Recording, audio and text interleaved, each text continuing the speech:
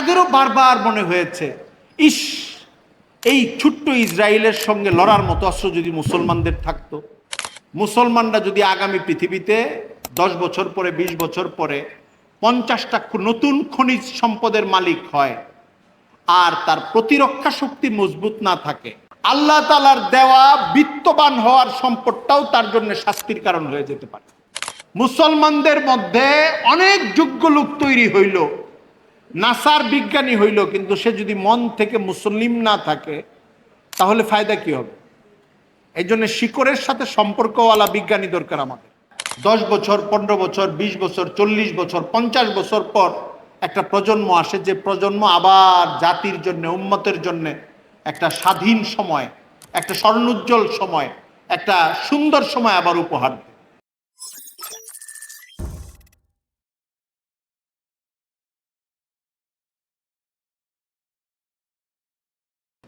আসসালামু আলাইকুম ওয়া রাহমাতুল্লাহি ওয়া বারাকাতুহু।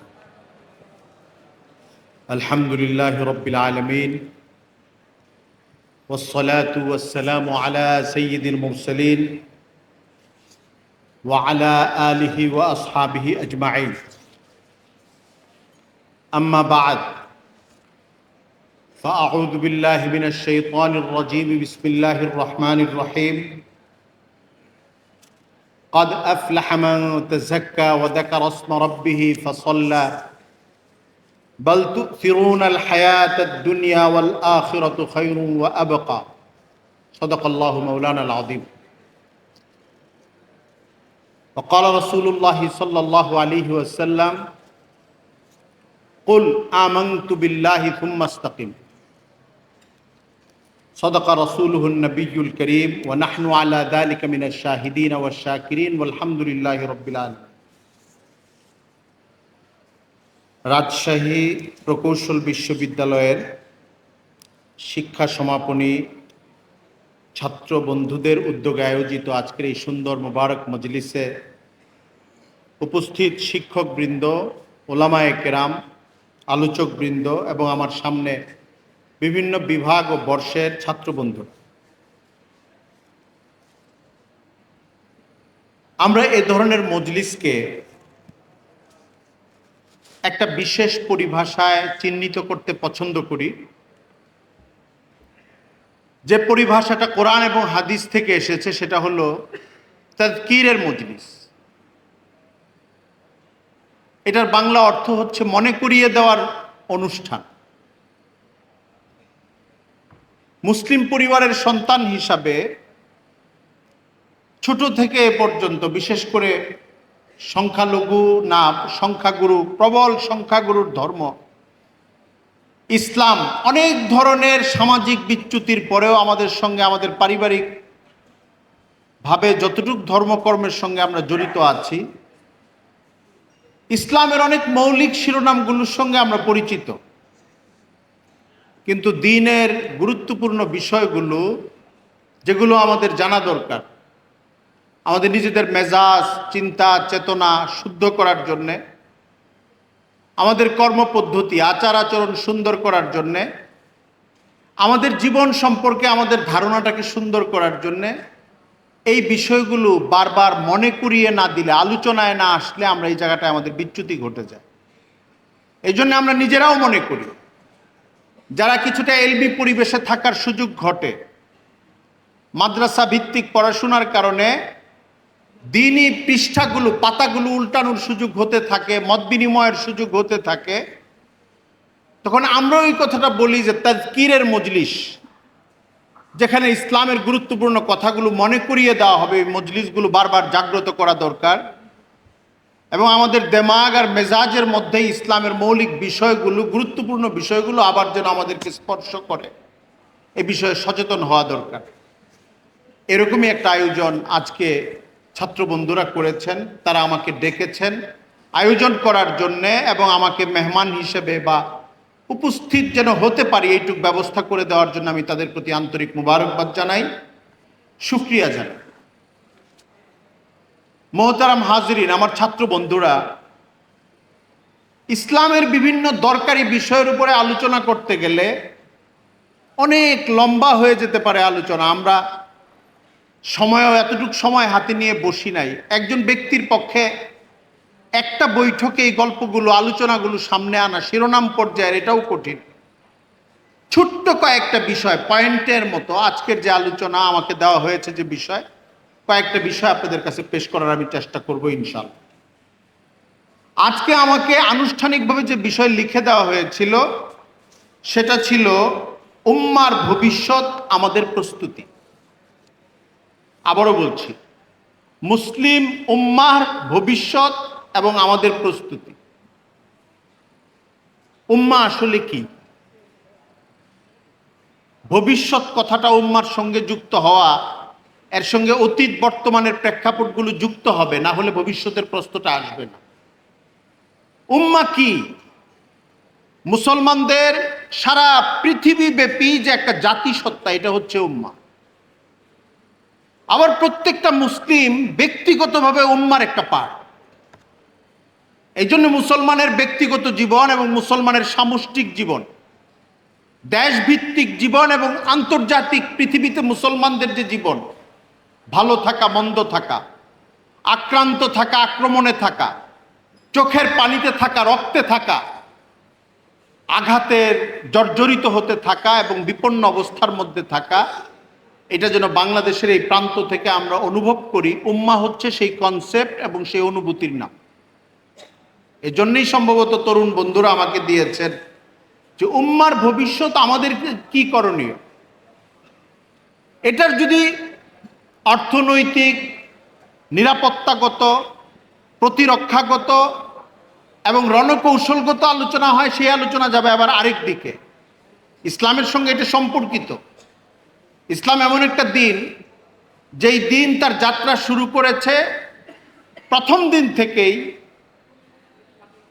আল্লাহর বাইরের অস্তিত্বকে অস্বীকার করে। দেখেন, ইসলামের কালিমা হলো লা ইলাহা ইল্লাল্লাহু মুহাম্মাদুর রাসূলুল্লাহ। ইসলামের কালিমা কিন্তু পজিটিভ, ইতিবাচক, হাঁবাচক, নির্বিরোধ একটা বাক্যটা। আল্লাহু ওয়াহিদ, এই বাক্যের যে মর্ম, লা ইলাহা ইল্লাল্লাহ, এই বাক্যের মর্ম কাছাকাছি। আল্লাহ শুধু একজন, কথাটা বলা যেত, কিন্তু ইসলামের কালিমা হলো লা ইলাহা ইল্লাল্লাহ, কোনো প্রভু নাই একমাত্র আল্লাহ ছাড়া। নাকচবাদটা ইসলামে আছে, অস্বীকার করাটা, বাতিলের সঙ্গে সংস্পর্শে না যাওয়াটা। আমি কাকে মাবুদ মানব, তিনি যে মহান এক ব্যক্তি, এক সত্তা, এটা হৃদয় এবং অস্তিত্বের মধ্যে খুদাই করাটা হচ্ছে ইসলামী চেতনার প্রধান জিনিস। মুসলিম উম্মাহ এখন মুসলিম হিসেবে পৃথিবীর বহু জায়গায়, আপনারা জানেন সবাই শিক্ষিত এবং মেধাবী শিক্ষিত, পৃথিবীর বহু জায়গায় আক্রান্ত আছে, কষ্টে আছে। আজ থেকে 50 বছর আগের ইতিহাস যদি আপনি খুঁজেন, কষ্টের ইতিহাস পাবেন। তখন আরেক রকম কষ্ট ছিল। আপনি আজ থেকে 100 বছর আগে যান, আমাদের এই অঞ্চল ছিল উপনিবেশ কবলিত, তখন আরেক রকম কষ্ট ছিল। আজ থেকে 200 বছর আগে যান, তারও আগে গেলে মুঘল সাম্রাজ্যের একটা যুগ পাবেন। মুসলমান শাসক যারা গোটা ভারতবর্ষকে শাসন করেছেন, তার অংশ হিসাবে তখনকার পূর্ববঙ্গ অথবা নিম্নবঙ্গ, উইলিয়াম হান্টারের বাসায়, সেই নিম্নবঙ্গের বাসিন্দা হিসাবে মুসলিম শাসকদের একটা আনুকূল্য হয়তো আমরা পেয়েছিলাম, কিন্তু 100 ভাগ বিজয়ী একটা অবস্থা আমাদের এখানে ছিল না। তারও আগে আবার মুসলিম বঙ্গের একটা হাল এখানে ছিল। কিন্তু আপনি গোটা পৃথিবীর মুসলমানদের ইতিহাস যদি দেখেন, একটা আজীব জিনিস দেখবো আমরা। আজকে সেখান থেকে আমাদের করণীয় ঠিক হবে। সেটা কি? ক্রুসেডের ইতিহাসটা দেখেন আপনি। প্রায় 1000 বছর আগে, 800 বছর, 900 বছর আগের ক্রুসেডের ইতিহাসটা যদি দেখেন, অত্যন্ত অদ্ভুত কিছু জিনিস পাবেন। সালাউদ্দিন আইয়ুবীর নামের সঙ্গে আমরা পরিচিত, গাজী সালাউদ্দিন আইয়ুবী। এখনকার যুগে বই লাগে না, আপনি সার্চ করেন গাজী সালাউদ্দিন আইয়ুবীর জীবনী, দেখবেন তার জন্ম এবং তার ওফাত ক্রুসেডের যুদ্ধের ঠিক মাঝামাঝি সময়ে অথবা শেষের দিকে তার জন্ম এবং ওফাত। আমার এখানে আলোচনা করা অথবা দৃষ্টি আকর্ষণ করার জিনিস হলো, গাজী সালাউদ্দিন আইয়ুবী যখন মধ্যপ্রাচ্যের ওই জায়গাটার মধ্যে জন্ম নিলেন, তখন গোটা মুসলিম বিশ্ব, বিশেষ করে মধ্যপ্রাচ্যের মুসলমানরা এবং প্রধান যে রাষ্ট্রগুলো ওই মধ্যপ্রাচ্যের দেশগুলোকে কেন্দ্র করে ক্রুসেড যুদ্ধ হয়েছে, সেখানে মুসলমানরা মার খাওয়া একটা অবস্থার মধ্যে ছিল এবং বাইতুল মুকাদ্দাস বেদখল ছিল। সালাউদ্দিন আইয়ুবী জন্ম নিয়েছেন একটা অনুকূল সময়ে না। চারদিকে মুসলমানরা বিজয়ী অবস্থায় নিশান উড়িয়ে চলেছে, আর সালাউদ্দিন আইয়ুবী তখন জন্ম হয়েছে, এরকম না। সালাউদ্দিন আইয়ুবী জন্ম হয়েছেন তখন মুসলমানরা একটা আক্রান্ত অবস্থার মধ্যে ছিল। ওই সময়ে জন্ম নিয়ে তার করণীয় কাজ, তিনি যখন যৌবনে পড়েছেন, তারপরে যখন দায়িত্বে গিয়েছেন, গোটা মধ্যপ্রাচ্যে আগমনকারী খ্রিস্টান শক্তি যারা আঘাত করে এসছে তাদেরকে ওই জায়গা থেকে বিতাড়িত করেছেন, বাইতুল মুকাদ্দাসকে মুক্ত করেছেন এবং আজকের আক্রান্ত ফিলিস্তিন, গাজা এবং এই সব প্রাচীন মুসলিম সভ্যতার জায়গাগুলোকে আবার মুক্ত করেছে। আমি একই জিনিস আরেকবার দেখি, দেখেন আপনারা নাম শুনতে শুনতে, ইতিহাস শুনতে শুনতে এটা শুনেছেন যে ভারত উপমহাদেশে দারুল উলুম দেওবন্দ খুব বিখ্যাত একটা ইসলামী প্রতিষ্ঠান। এই প্রতিষ্ঠান প্রতিষ্ঠা হয়েছে, যেটার অঙ্গ প্রতিষ্ঠান এখন গোটা উপমহাদেশে হাজার হাজার না বলবো লাখো লাখো অঙ্গ প্রতিষ্ঠান মুসলমানদেরকে দিন শেখানোর ক্ষেত্রে কাজ করছে। সেই দারুল উলুম দেওবন্দ প্রতিষ্ঠিত হয়েছে 1866 সনে। আমি এই সনটা এখানে গুরুত্বপূর্ণ মনে করি এই জন্যে, আপনি ব্রিটিশ দখলদারিত্ব আমাদের এই অঞ্চলে, পুরা পাক ভারত উপমহাদেশে, বিশেষ করে দিল্লি, উত্তরপ্রদেশ, একদম তখন উপমহাদেশের সেন্টার ছিল এই অঞ্চলগুলো। এই জায়গাগুলোর মধ্যে পুরোপুরি ব্রিটিশ উপনিবেশ ছিল। এমন একটা অবস্থায় 1857-এর সিপাহী বিপ্লব হয়। 1857-এর সিপাহী বিপ্লব ব্যর্থ হয়, চারদিকে ধরপাকড় শুরু হয়, মুসলমানদেরকে হত্যা করার একটা পর্ব শুরু হয়। আপনারা 1857-এর সিপাহী বিপ্লব ব্যর্থ হওয়ার পর মুসলিম জমিদারদের, মুসলিম রাজা বাদশাদের কি অবস্থা হয়েছিল, নাগরিকদের, সাধারণ সার্চ করলে, গুগল সার্চ করলে আপনি ইতিহাসটা পাবেন। ইন্টারেস্টিং বিষয় হলো দারুল উলুম দেওবন্দের জন্ম হয়েছে 1857-এর 9 বছর পরে। ব্রিটিশ এই অঞ্চল থেকে গিয়েছে 1947 সনে। 1947 সনে ব্রিটিশ যাওয়ার আগে অনেক লড়াই সংগ্রাম হয়েছে। 1866 সনে দারুল উলুম দেওবন্দের প্রতিষ্ঠা হয়েছে উত্তরপ্রদেশে। তার অন্তত 50 বছর 40 বছর আগে গোটা ভারতবর্ষকে কাঁপানো একটা আন্দোলন সৈয়দ আহমদ শহীদ বেরলভী করেছিলেন, যেটাকে আমরা বালাকোট আন্দোলন বলি। ওইটা বাহ্যিকভাবে ব্যর্থ হয়ে গিয়েছিল 1831 সনে বালাকোটের বিপর্যয়ের পরে। বালাকোটের বিপর্যয়, 1857-এর সিপাহী বিপ্লবের বিপর্যয়, মুসলমান রাজা বাদশাদের নির্বাসনে চলে যাওয়া, আওরঙ্গজেবের উত্তরাধিকারী হিসাবে সর্বশেষ যে মুঘল বাদশাহ ছিল বাহাদুর শাহ জাফর, বাহাদুর শাহ জাফরকে নির্বাসনে পাঠিয়ে দেওয়া হয় ইয়াঙ্গুনে, রেঙ্গুন যেটা এখন আমরা বলি, ওখানে তার কবরও আছে। তারও 9 বছর পরে দারুল উলুম দেওবন্দ প্রতিষ্ঠিত হয়। দারুল উলুম দেওবন্দ যারা প্রতিষ্ঠা করেছেন, কাসেম নানুতুবি, হাজী এমদাদুল্লাহ মুহাজিরে মক্কি, রশিদ আহমদ গঙ্গুহি, এই প্রত্যেকটা চরিত্র ব্রিটিশ বিরোধী চরিত্র, আন্দোলনের চরিত্র। তাদেরকে পুলিশ খোঁজাখুঁজি করত। তাদের যিনি গুরু ছিলেন হাজী এমদাদুল্লাহ মুহাজিরে মক্কি, পুলিশি ঘেরাও এবং পুলিশি তল্লাশির কারণে একটা পর্যায়ে তাকে হিন্দুস্তান ত্যাগ করে মক্কায় হিজরত করে চলে যেতে হয় এবং উনি মাদফুন হন, ওনার দাফন হয়। ওনার কবর এখন মক্কায় জান্নাতুল মা আল্লাহ যে কবরস্থান, সেই কবরস্থানে উনি মাদফুন অবস্থায় আছে। অনুকূল সময়ে মুসলিম বিশ্ব এবং মুসলিম দুনিয়ায় সকল প্রতিরোধের প্রাচীর দাঁড়ায় নেয়। অনেক প্রতিকূল সময়ে অনেক বড় আয়োজন দাঁড়িয়েছে, কিন্তু সে আয়োজনগুলো খুব মেধাদীপ্ত। মুসলমান নিজেদেরকে তৈরি করার মানসিকতা লাগবে, নিজেদেরকে উন্নত করার যোগ্যতার চেষ্টাগুলো লাগবে। মুসলমানরা কিভাবে লড়াই সংগ্রাম এবং আধ্যাত্মিকভাবে উন্নত করতে হতে পারে, এর পুরা কর্মপ্রয়াস যদি চালায়, 10 বছর, 15 বছর, 20 বছর, 40 বছর, 50 বছর পর একটা প্রজন্ম আসে, যে প্রজন্ম আবার জাতির জন্য, উম্মতের জন্য একটা স্বাধীন সময়, একটা স্বর্ণোজ্জ্বল সময়, একটা সুন্দর সময় আবার উপহার দেয়। আমি এই জন্য আমার আলোচনা শুরুই করব আজকে এই কথা দিয়ে, আমরা নিজেদেরকে তৈরি করি, তাহলে ইনশাল্লাহ উম্মার আগামী সময় সুন্দর হবে। আমি কয়েকটা পয়েন্ট নিয়ে শুধু কথা বলি।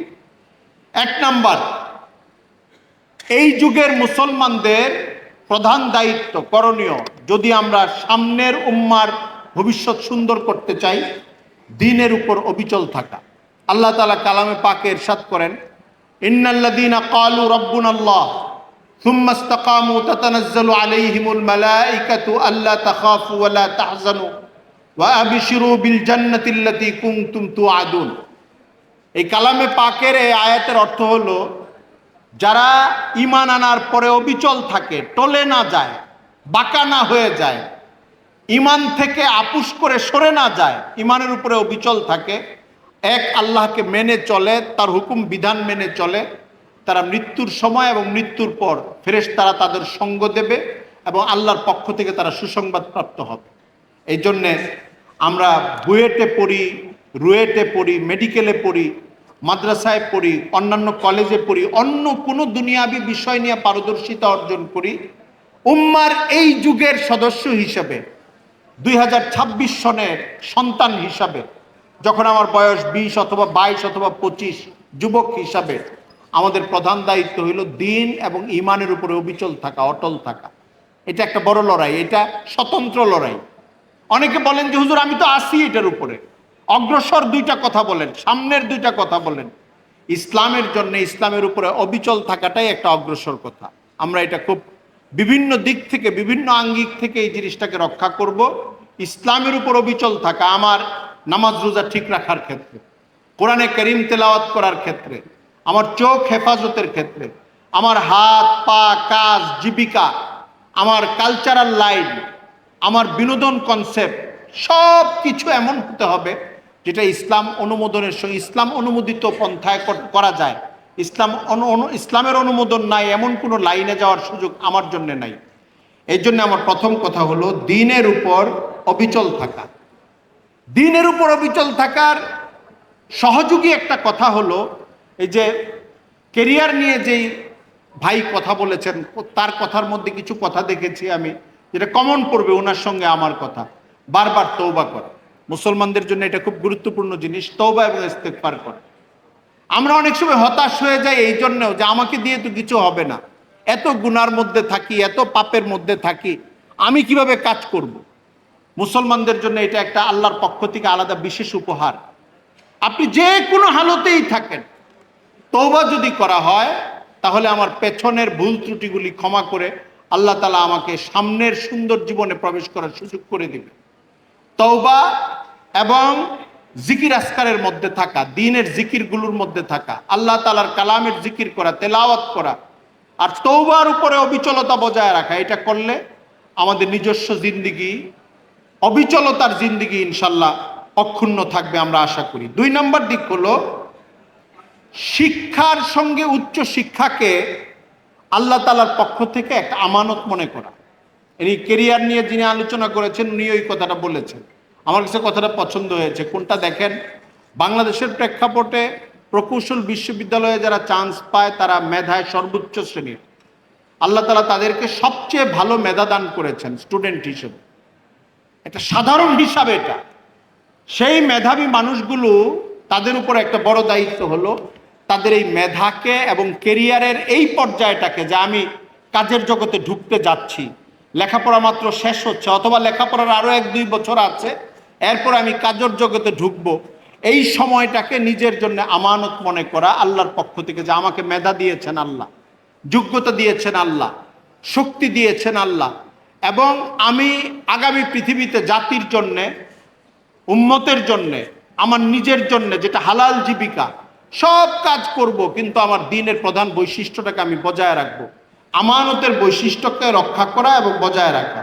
3 নাম্বার, মুসলিমদের জন্য এবং এই যুগের উম্মার জন্য একটা করণীয় দায়িত্ব হলো 2 ধারার শিক্ষার সমন্বয় করা। আজকের বাংলাদেশে এই কথাটা অনেকভাবে উঠেছে। কয়েকদিন আগে ভারতের একজন খুব বিখ্যাত তাত্ত্বিক, জ্ঞানী, পণ্ডিত মানুষ বাংলাদেশে এসেছিলেন, তিনিও এই কথাগুলো বলেছেন। আমি ওই কথাগুলোই আপনাদের কাছে নকল করছি।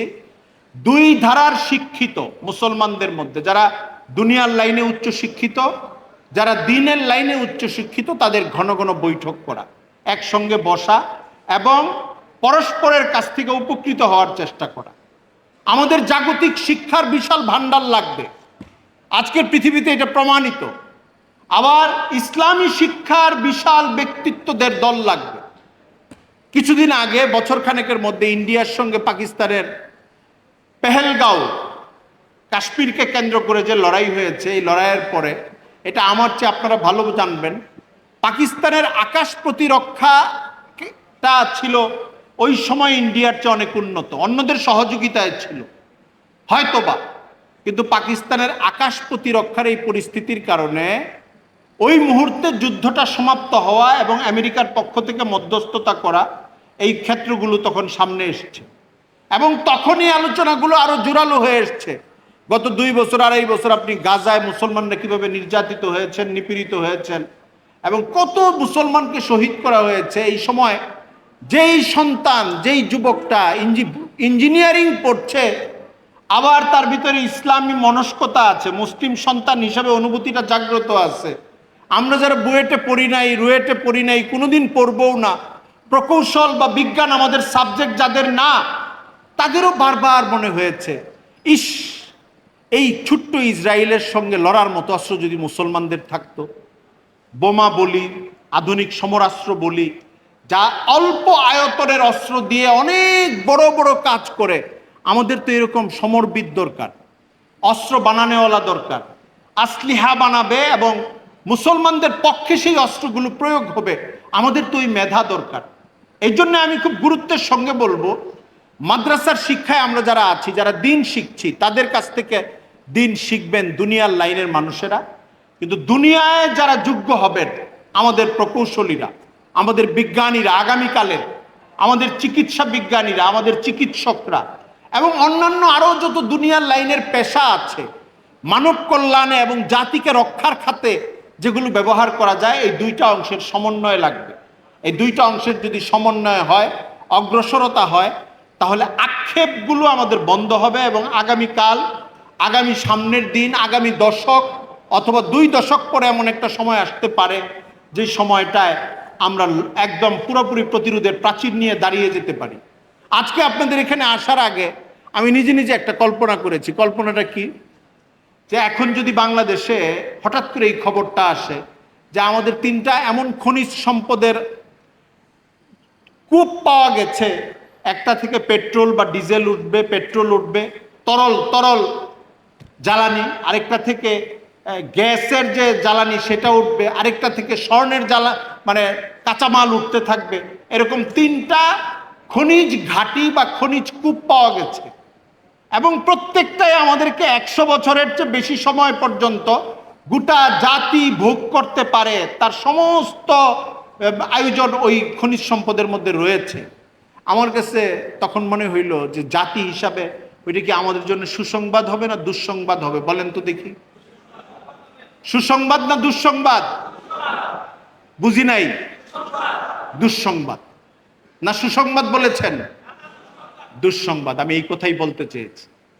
দেখেন, চিন্তা না করলে প্রত্যেকের কাছেই প্রথম উত্তর মনে হবে, আমরা এত বড় খনিজ সম্পদ পাবো, 3টা 4টা খনিজ সম্পদ, আরব দেশগুলো দাঁড়িয়ে গেছে এই খনিজ সম্পদের কারণে, আমরা পেয়ে গেলে তো আমাদের দারিদ্র দূর হয়ে যাবে। আমরা যদি খনিজ সম্পদ পাই কিন্তু নিরাপত্তা কৌশল আমাদের না থাকে, প্রতিরক্ষা কৌশল না থাকে, আমাদের যদি আত্মরক্ষা করার মতো, আজকের পৃথিবী যেটা বারবার মানা করে আবার গ্রহণ করে, পৃথিবীর পাওয়ারফুল শক্তিগুলো পারমাণবিক বোমার ক্ষেত্রে এমন পলিসি গ্রহণ করে যেন নতুন কোনো মুসলিম দেশ সেটা অর্জন করতে না পারে, কিন্তু এই অস্ত্রটা আবার তাদের হাতে থাকে। মুসলমানরা যদি আগামী পৃথিবীতে 10 বছর পরে, 20 বছর পরে 50টা নতুন খনিজ সম্পদের মালিক হয় আর তার প্রতিরক্ষা শক্তি মজবুত না থাকে, প্রতিরক্ষার জন্য তার বৈজ্ঞানিক যে প্রযুক্তি দরকার এটা তার হাতে না থাকে, আল্লাহ তাআলার দেওয়া বিত্তবান হওয়ার সম্পদটাও তার জন্য শাস্তির কারণ হয়ে যেতে পারে। ঠিক কিনা? আমরা বুঝছি কিনা জিনিসটা? এই জন্যেই আগামী সময়ের পৃথিবীতে দেখেন, আমরা যখন আপনাদের বয়সী ছিলাম তখন আমরা গল্পটা এইভাবে শুনতাম যে আমাদের বিজ্ঞানী নাই, এই জন্য আমাদের গ্যাস উঠায় দেয় অন্যরা। এটা সত্য অনেক ক্ষেত্রে। আমাদের মাটির নিচে যে খনিজ সম্পদ থাকবে, পৃথিবীর বাইরের দেশের লোকেরা এসে ওই খনিজ সম্পদ উত্তোলন করে কমিশন নিয়ে যাবে, অথবা খনিজের একটা বড় অংশ নিয়ে যাবে। এই গল্পগুলো আমরা ছোটকালে শুনতাম। এতদিনে বাংলাদেশের চেহারা কিছু পরিবর্তন হয়েছে, আমাদের বিজ্ঞানীদের এই সামর্থ্য তৈরি হয়েছে। অনেক জায়গায় আমাদের বিজ্ঞানীরাই, আমাদের ইঞ্জিনিয়াররাই, আমাদের প্রকৌশলবিদরাই এই শ্রমটা দান করে, কিন্তু আমাদের খনিজ সম্পদ অনেক বড় পরিসরে পাওয়া হয় নাই। যদি আল্লাহ তাআলা দেন অথবা অর্জন করার পর্যায়ে আমরা যাই, আমাদের সমরাস্ত্রের ক্ষেত্রেও যে প্রতিভা দরকার, প্রযুক্তি দরকার, ওইটাও লাগবে এবং এই সম্পদও লাগবে। তাহলে এটা আমাদের জন্য সুসংবাদ হবে, না হলে এটা আমাদের জন্য দুঃসংবাদ হয়ে যাবে। আমি 3 নম্বর যে কথাটা বলেছি, 2 ধারার শিক্ষার সমন্বয় লাগবে প্র্যাকটিক্যাল জীবনে, তাহলে উম্মার আগামী জীবন হতাশার হবে না, উম্মার আগামী জীবন বিজয়ের হতে পারে। 4 নম্বর, সালাফ এবং প্রথম যুগের মুসলমানদের অনুসরণ করা। এটা সবসময় হাক্কানি উলামায়ে কেরাম বলেন যে মুসলিম জাতির উন্নতি নিহিত মুসলিম জাতির প্রথম যুগের মুসলমানরা যেভাবে চলেছে ওইভাবে চলার উপরে। এই কথার একটা ভুল অর্থ হয়, একটা সঠিক অর্থ হয়। ভুল অর্থ হলো ওনারা জাগতিক যত হালকা আয়োজন নিয়ে, বা প্রথম আজ থেকে 1300 বছর আগে, 1200 বছর আগে মুসলমানরা জাগতিক যেই দুর্বলতার সঙ্গে চলতেন, এত যন্ত্রপাতি, ডিভাইস, এত কিছু তখন ছিল না। আপনারা কি ওই মধ্যযুগ বলেন অথবা ওই প্রাচীন যুগ বলেন, ওই যুগে যাওয়ার কথা বলতেছেন? না, নৈতিকতার দিক থেকে, আদর্শের দিক থেকে, সব গুনার দিক থেকে আমরা প্রথম যুগের মুসলমানদেরকে অনুসরণ করার কথা বলি।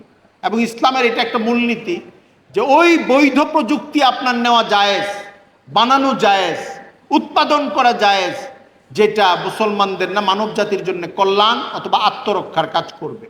এই জন্যে মুসলমানরা তাদের প্রথম যুগের মুসলমানদেরকে অনুসরণ করবে। এই কথার অর্থ হলো মুসলমানরা তাদের প্রথম যুগের মুসলমানদের আদর্শিক দিকগুলো অনুসরণ করবে, ইবাদতের দিকগুলো অনুসরণ করবে, হালাল হারাম বেছে চলার দিকগুলোকে অনুসরণ করবে। কিন্তু আধুনিক পৃথিবীতে বসবাস করার জন্যে তার যে বিজ্ঞান এবং প্রযুক্তি দরকার, এটা মুসলমানরা গ্রহণ করে নেবে। 4 নম্বর বিষয় এটা বললাম যে সালাফ এবং প্রথম যুগের মুসলমানদেরকে অনুসরণ করা। 5 নম্বর, হাদিস শরীফে যুবক সম্পর্কিত যে বর্ণনা আছে কোরআন এবং সুন্নায়, এটা খুব ভালো করে অনুসরণ করা যুব প্রজন্মের মুসলমানদের। আপনারা যারা আছেন এখন যৌবনের একদম টকবগা একটা অবস্থায় আছে, যৌবন সম্পর্কিত সাহিত্য অনেক সমৃদ্ধ। পৃথিবীর বহু ভাষায় যৌবনকাল, যুবক যুবতী, তাদের জীবন, এটা নিয়ে অনেক লম্বা আলোচনা আছে। আপনি হাদিস শরীফেও দেখবেন গুরুত্বপূর্ণ কিছু হাদিস আছে শুধু এই সময়টাকে নিয়ন্ত্রণ করা বিষয়ক। একটা বড় হাদিস যেখানে বিভিন্ন ব্যক্তির বৈশিষ্ট্য উল্লেখ করা হয়েছে, যারা জান্নাতে যাবে এবং আরশের, আল্লাহর আরশের ছায়ার নিচে জায়গা পাবে কিয়ামতের দিন। এর মধ্যে একটা বৈশিষ্ট্য হলো শাবুন নাশা ফি ইবাদাতিল্লাহ, এমন যুবক যেই যুবক বড় হয়ে উঠেছে আল্লাহর ইবাদতের মধ্যে, সেই যুবক হাসরের ময়দানে আল্লাহ তাআলার আরশের ছায়ার নিচে জায়গা পাবে। আবার আরেক জায়গায় দেখেন আল্লাহ নবী সাল্লাল্লাহু আলাইহি ওয়াসাল্লাম ইরশাদ করছেন, ইগতানিম খামসান কাবলা খামসিন, তুমি 5টি জিনিসের আগে 5টি জিনিসকে গুরুত্ব দাও। ওখানেও বলা আছে শাবাবাকা কাবলা হারামিক, তুমি তোমার যৌবনকালকে, তোমার বার্ধক্য বা প্রৌঢ়ত্ব আসার আগে খুব গুরুত্ব দাও। যৌবনকালের ইবাদত অনেক দামি ইবাদত, যৌবনকালের নিয়ন্ত্রণ অনেক দামি নিয়ন্ত্রণ, যৌবনকালের সংযম অনেক দামি সংযম। আমরা যুবক বয়সে কোরআন এবং সুন্নাহ আমাদেরকে যেভাবে নিয়ন্ত্রিত জীবনযাপন করতে বলে এবং যৌবনকে দ্বীনের সাথে যুক্ত রেখে চলার কথা বলে, এই জিনিসগুলি যদি আমরা মেনে চলি তাহলে আমাদের জন্যে আমাদের তারুণ্য, আমাদের যৌবন আগামী সময়ের মুসলমানদের, আগামী সময়ের উম্মার জন্য অনেক বড় কার্যকর একটা পুঁজি হিসাবে, একটা সার্ভিস হিসাবে, একটা সম্পদ হিসাবে ইনশাল্লাহ দাঁড়িয়ে যাবে। আমি শেষে আর 2-3টা কথা বলতে চাই, সেটা হলো, এটা এই ভাই বলেছেন সুন্দর করে, আমিও বলি, দোয়া করা যে মুসলমানদের একটা বিরাট সম্পদ, এই দোয়াটা থেকে আমরা বঞ্চিত না হই। অনেক সময় আমাদের মধ্যে একটা ভুল বুঝ বা ভুল উপলব্ধি তৈরি হয় যে আল্লাহর কাছে দোয়া করার জন্য, তওবা করার জন্য আমাকে পাক সাফ হয়ে মসজিদে গিয়ে এই তওবা করতে হবে, দোয়া করতে হবে, অথবা নিজেকে পুরো রেডি করে নিতে হবে দোয়া করার জন্য। এটা একটা স্পেশাল টাইম লাগবে। আজকে নিয়ত করলাম আগামীকাল দোয়া করব, অথবা আগামী মাসে দোয়া করব। দোয়া নিয়ে আমাদের ভেতরে এরকম একটা ভুল ধারণা আছে। স্টুডেন্ট যারা অথবা যারা কেরিয়ার প্রতিষ্ঠা করবেন, এখন নিজেদেরকে বিভিন্ন কর্মজগতে প্রবেশ করাবেন, তাদেরকে এখন থেকে অভ্যস্ত হইতে হবে নিজের যে কোনো বৈধ প্রয়োজন, আখিরাতে ভালো চাওয়া সহ নিজের যে কোনো বৈধ প্রয়োজনের জন্য আল্লাহর কাছে বারবার দোয়া করা। অবৈধ প্রয়োজনের জন্য দোয়া করার অনুমতি নাই। কোনো একজন যুবক দোয়া করলো, ইয়া আল্লাহ আমি যেন ওই ব্যক্তির জমিটা দখল করতে পারি, এই দোয়ার দরকার নেই। এই দোয়া অপমানজনক দোয়া, আল্লাহর কাছে এই দোয়া আমার জন্য শাস্তি নিয়ে আসবে। হ্যাঁ, এমন অনেক দোয়া থাকতে পারে, আপনার ওই জমিটার দরকার থাকতে পারে, আল্লাহ আমি যেন ওইটা কিনে নিতে পারি, ওইটা যেন বৈধভাবে আমার মালিকানায় চলে আসে। আমি বড় মাদ্রাসা করব, বড় স্কুল করব, বড় ফ্যাক্টরি করব, আমার এই জায়গাটা দরকার, আল্লাহ আপনি এটার ব্যবস্থা করে দেন, বৈধভাবে ব্যবস্থা করে দেন। আমরা আল্লাহর কাছে চাইবো, আমার প্রত্যেকটা মারহালায় আল্লাহর কাছে চাবো, আমরা দোয়া করব, রাতে করব, দিনে করব, নামাজের পরে করব, রুম থেকে বের হয়ে করব, রুমে ঢুকলে করব, দোয়ার সঙ্গে নিজেদেরকে জড়ায় নিব। এটা এমন একটা জিনিস, দোয়া জিনিসটা এমন একটা জিনিস যে দোয়া সম্পর্কে হাদিসের ভাষা হলো আর দোয়া হুয়াল ইবাদা, মুখুল ইবাদা। দোয়া একটা আলাদা ইবাদত। আবার দোয়া সম্পর্কে বলা হয়েছে মান লাম ইয়াসআলিল্লাহ ইয়াগদাব আলাইহি, যেই ব্যক্তি আল্লাহর কাছে চায় না কোনো কিছু, আল্লাহ তার উপর বিরক্ত হন। অর্থাৎ আমরা যদি আল্লাহর কাছে চাই, আল্লাহ তাআলা খুশি হন, আল্লাহ তাআলা দোয়াটা কবুল করার জন্য রেডি হয়ে থাকেন। আমাদের ভিতরে একটা অধৈর্য অবস্থা আছে। অধৈর্য অবস্থাটা কি? যে হুজুর দোয়া তো গত 3 দিন যাবত করলাম, আমার তো হয় নাই, কোনো লাভ হয় নাই। আমি দোয়া করলাম আমার এত টাকা হয়ে যাক, হয় নাই। আমি দোয়া করলাম অসুস্থতা ভালো হয়ে যাক, হয় নাই। আমি দোয়া করলাম আমার পারিবারিক এই সমস্যাটা মোচন হয়ে যাক, হয় নাই। তো আমার দোয়া তো কবুল হচ্ছে না, আমি কি করব? দোয়া সম্পর্কে আমাদের মাথার মধ্যে 3টা জিনিস থাকলে ভালো। এক, দোয়া করতে হবে আন্তরিকতার সঙ্গে, আত্মিক বিগলনের সঙ্গে, একদম ডাইরেক্ট আমি আল্লাহর কাছে চাইতেছি এই অনুভূতি নিয়ে। দোয়াটা করার সময় কোনো খামখেয়ালি করা যাবে না। আমরা অনেক সময় আনমনা হয়ে দোয়া করতে থাকি মসজিদে, ইমাম সাহেব সালাম ফিরানোর পর দোয়া করতে থাকেন, আমিও আরেক দিকে তাকায় হাত উঠায় রাখছি, বাস সবাই হাত নামাইছে আমিও হাত নামায় নিছি। দোয়া এরকম না। দোয়া একদম কঠিন একটা এক্সামে আমি যে যতটা মনোযোগের সঙ্গে উত্তরটা দিতে থাকব, দোয়ার পরিমাণ, সময়ের পরিমাণ কম হইতে পারে। আমি 2 মিনিট দোয়া করব, 3 মিনিট, 4 মিনিট, 5 মিনিট, আমার জন্য মনে হয় আমি সরাসরি আল্লাহ তাআলার কাছে বলতেছি, ডাইরেক্ট আমি আল্লাহর কাছে চাচ্ছি। আল্লাহর কাছে একজন রাজা বাদশার কাছে একজন মানুষ তাকে সামনে পেয়ে গেলে যেভাবে চাইতে থাকবে, আমি এইভাবে চাইতে থাকবো। আমার ব্যক্তিগত জিন্দেগির বেদনাগুলো আল্লাহর কাছে প্রকাশ করব। আমার আর্থিক সঙ্গতি দরকার, এই জন্য দোয়া করব। আমার ভালো কেরিয়ার দরকার, এই জন্য দোয়া করব। ভালো বিবাহ দরকার, এই জন্য দোয়া করব। এটা আবার যুবক বন্ধুরা অনেকে হেসে দিতে চান, যদি বিয়ের জন্য দোয়া করব, বিয়ের জন্য অনেক বেশি মনোযোগ দিয়ে দোয়া করবে, নিষেধ নাই।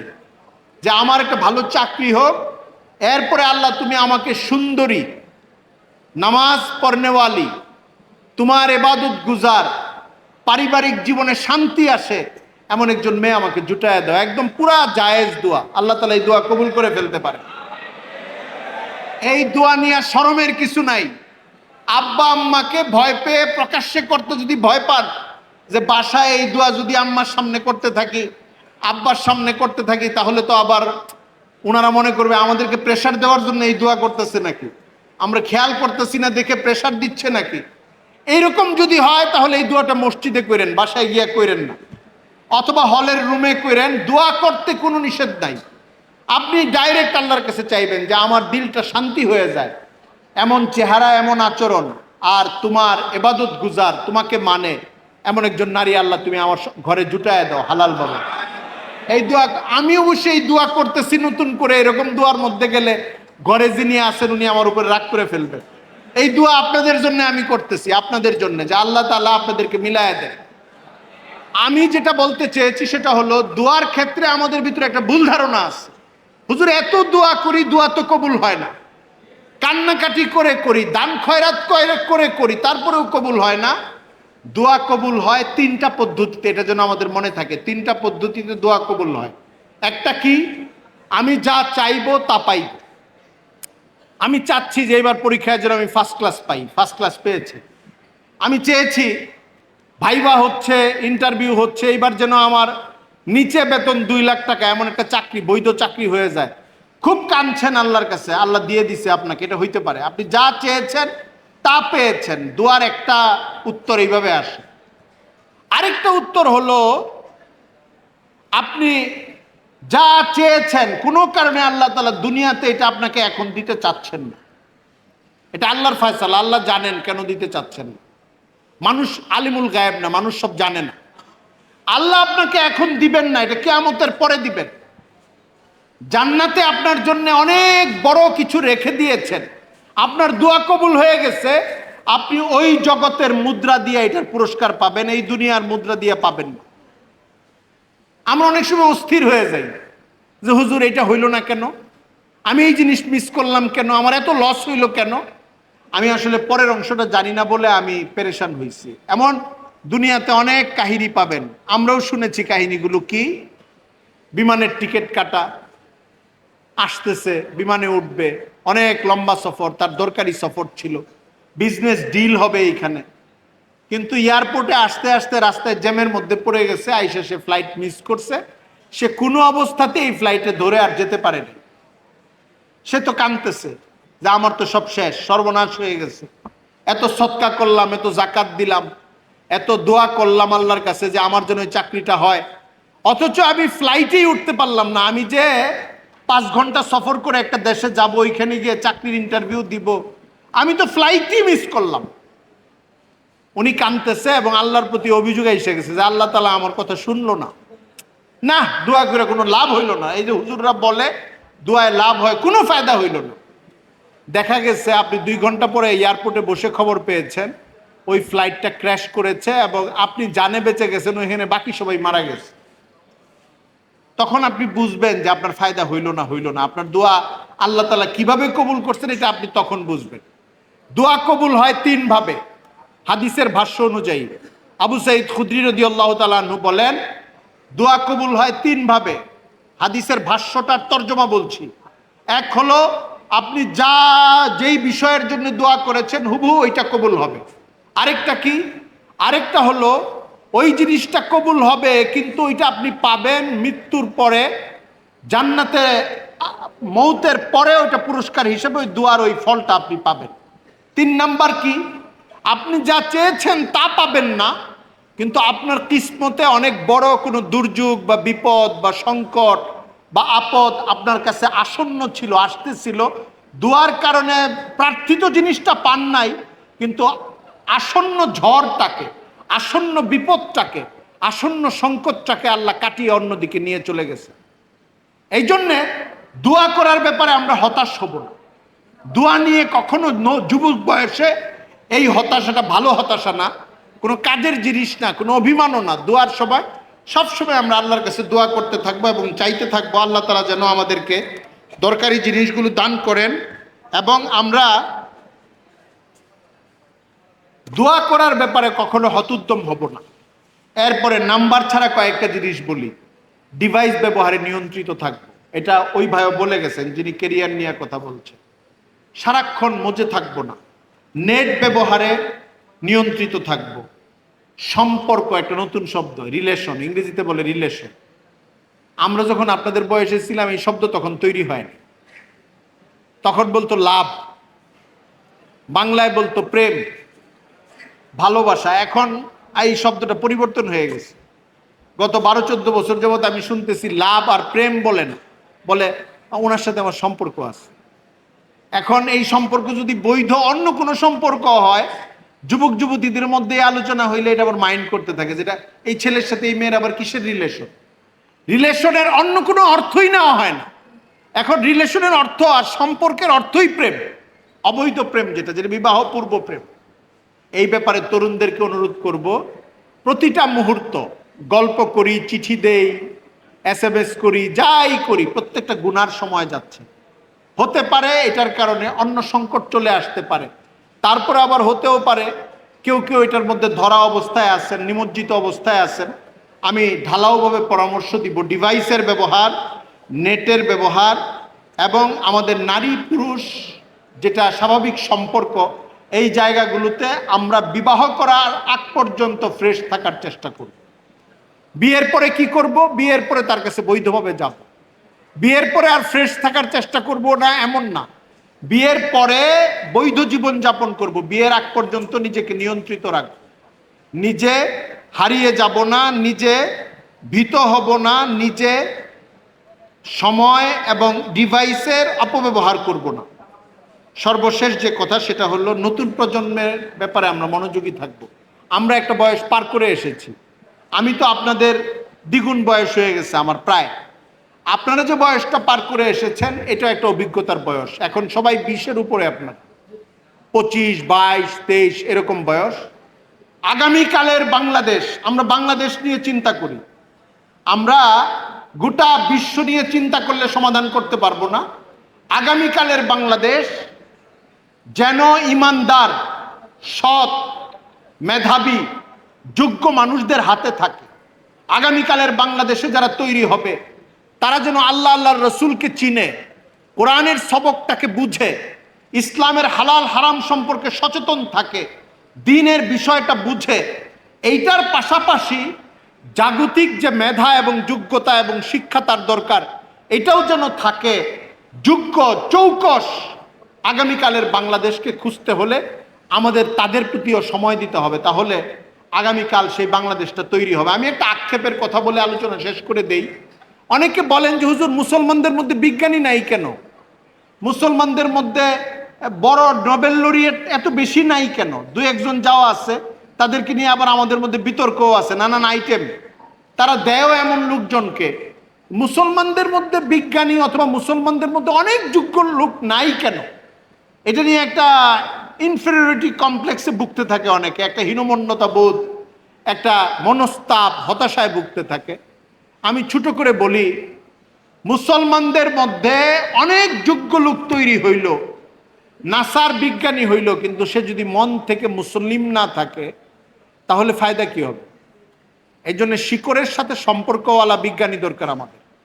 নিজেকে মুসলমান মনে করবে, কোরআনের পাঠক মনে করবে, নবীজির উম্মতি মনে করবে, আর বিজ্ঞানী হবে, ডাক্তার হবে, বড় প্রকৌশল। একজন ডাক্তার দেখেন গত 2-3 বছর আগে ভাইরাল হয়েছেন। এখন তো ভাইরাল শব্দটা আবার আজ থেকে 50 বছর আগে দেখবেন এই শব্দ কেউ ব্যবহার করেনি। এটা যুগের শব্দ, নতুন যুগের শব্দ এটা। এই ইন্টারনেট, ফেসবুক এবং ব্যাপক যখন ছড়িয়ে পড়ে তখন আমরা ভাইরাল বলি। আগে দেখবেন আজ থেকে 40 বছর আগে বলবে অতি প্রসিদ্ধ হয়ে যাওয়া, ফেমাস হয়ে যাওয়া, জনপ্রিয় হয়ে যাওয়া, এইসব শব্দ পাবেন। ভাইরাল ঠিক এই ওয়ার্ডটা 40 বছর আগে নাই দুনিয়াতে, এই কাজে নাই, এই কাজে ব্যবহার হয় না। তো আজ থেকে 2-2.5 বছর 3 বছর আগে ডাক্তার কামরুল হাসান, এরকম মনে হয় নাম ওনার, কামরুল আহসান অথবা কামরুল হাসান, অত্যন্ত দিনদার সৎ ডাক্তার। অনেক তার সঙ্গে সঙ্গে দিনদার দরকার, দিনদার, ইমানদার, আল্লাহকে মানে, নবীকে মানে, রসুলকে মানে, কোরআনকে মানে।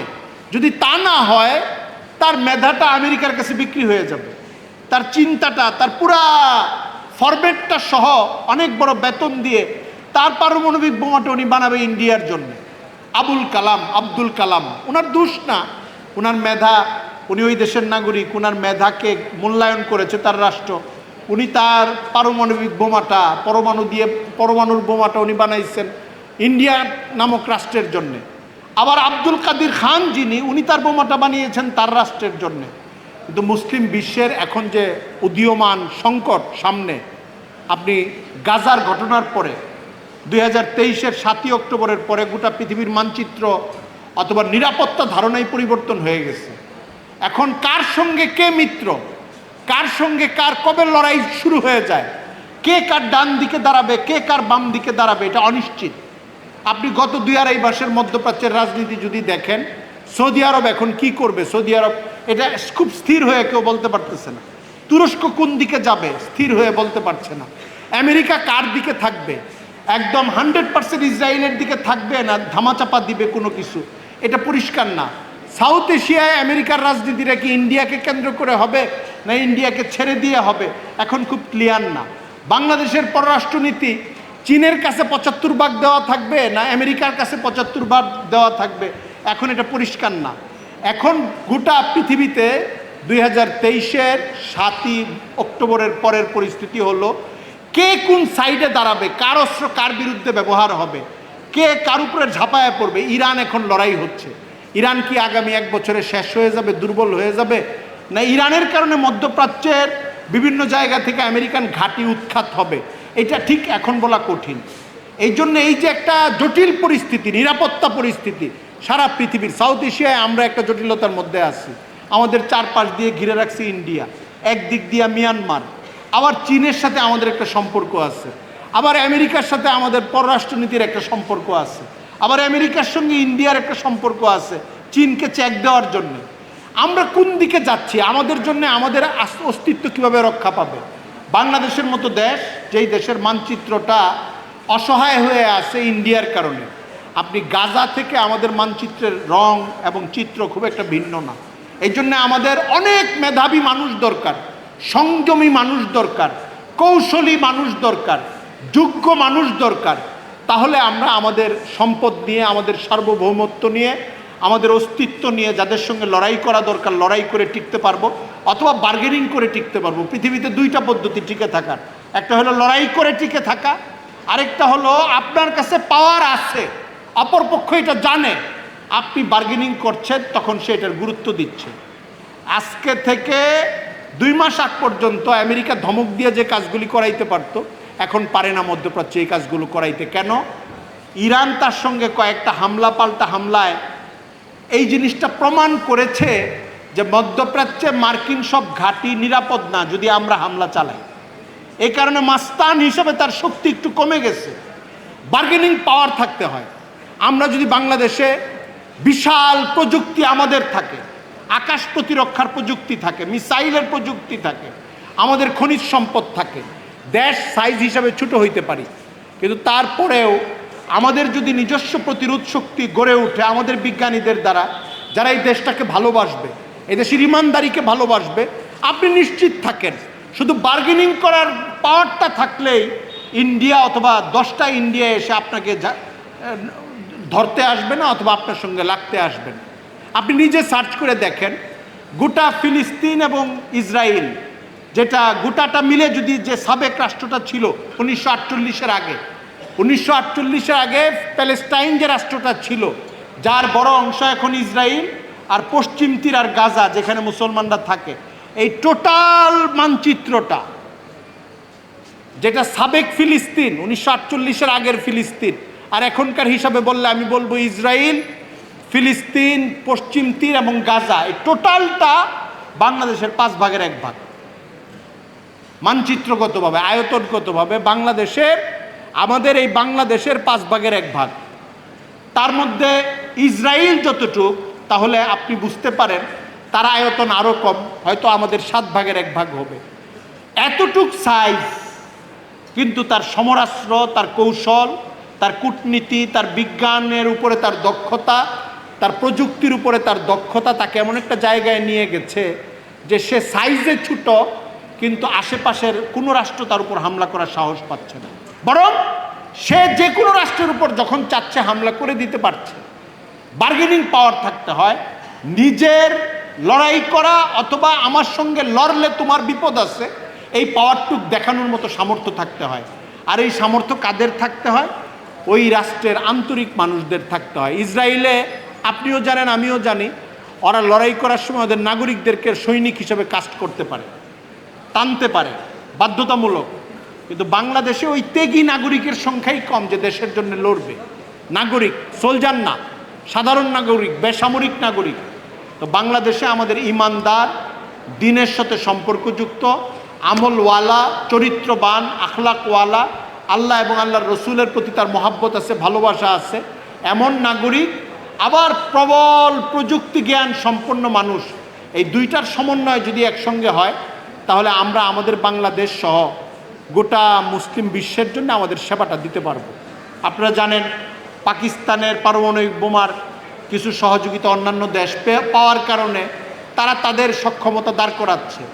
বাংলাদেশ যদি তাদের বিজ্ঞানীদেরকে দিয়ে, বাংলাদেশ যদি নিজের প্রযুক্তিবিদদেরকে দিয়ে প্রতিরক্ষার খাতে, নিরাপত্তা খাতে অথবা অন্যান্য উদ্ভাবনের খাতে একটা বড় রকম জায়গায় যেতে পারে, তাহলে ইনশাআল্লাহ এই উম্মতের সামনের দিনগুলো ভালো হবে। আল্লাহ তাআলা আমাদেরকে ব্যক্তি মানুষ হিসাবে, দলবদ্ধ মানুষ হিসাবে, দেশীয় নাগরিক হিসাবে এবং গোটা মুসলিম উম্মাহ, গোটা বিশ্বজনীন উম্মাহ হিসাবে আমাদেরকে কবুল করুন, নেককার প্রজন্ম হিসাবে কবুল করুন, আমাদেরকে মেধাবী হিসাবে এবং দেশ ও জাতির জন্যে দ্বীনের মেজাজ নিয়ে, প্রতিরোধের মানসিকতা সম্পন্ন মানসিকতা নিয়ে গড়ে ওঠার, বেঁচে থাকার তৌফিক দান করুন। আবারও আপনারা যারা আমাকে ডেকেছেন, এখানে আসার সুযোগ দিয়েছেন, আমি একটু অসুস্থতার মধ্যে আছি, অনেক কথা যেগুলো আমি বলতে চেয়েছি একটু এলোমেলো করে বলে ফেলেছি, কিন্তু এটা অনেক বিন্যাস করে হয়তো কোনো একদিন অন্য আরেকজন বলবেন, আপনারা নিজেরাও অন্যদেরকে বলবেন।